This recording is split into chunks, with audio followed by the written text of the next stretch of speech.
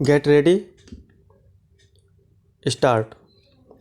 From time to time, we have discussed the question of the influence of the press, and you cannot deny that on all occasions I have been able to make out a fairly strong case for the justification of the statement that journalists on the whole work for the cause of progress, and if you should not be willing to allow this, they would be unduly condemned for that for which they were not altogether responsible. You will recollect that some time ago, I cannot say the exact date, you stated that you were not satisfied that the influence of the press was for good. I would not reopen this question so soon again if it were not for the speech of one of our leading orators the other day, which impels me to write a few words respecting it.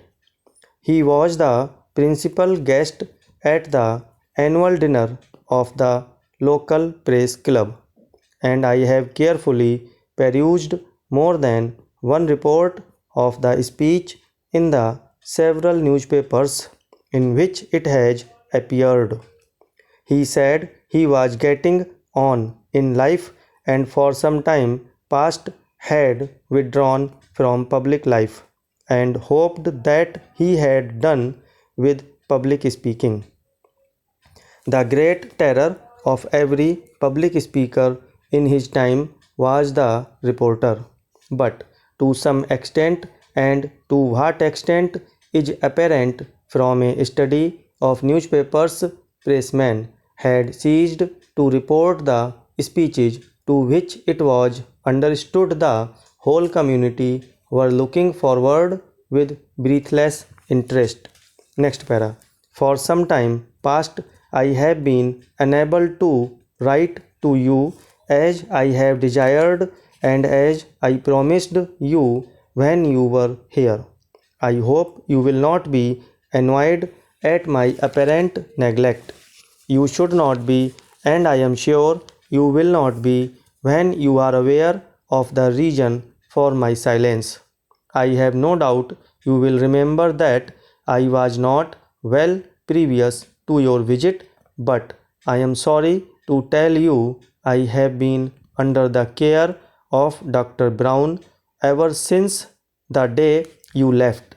Indeed, you were not gone an hour when I had to send for the physician.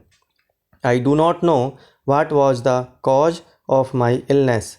I cannot say that I am aware of anything to which it may be due. I know of nothing to which it can be traced.